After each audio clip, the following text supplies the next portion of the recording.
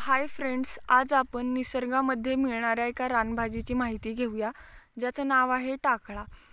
टाकळाला शास्त्रीय भाषेमध्ये कॅशिया टोरा हे नाव आहे.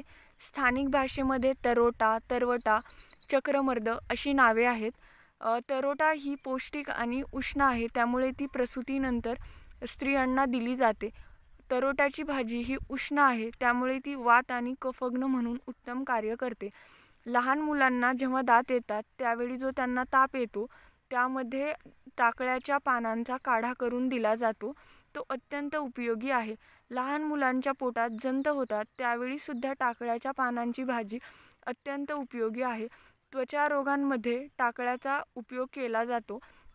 टाकळ्याच्या पानांची भाजी तसेच टाकळ्याच्या बियांचा लेप हा त्वचा रोगांमध्ये केला जातो.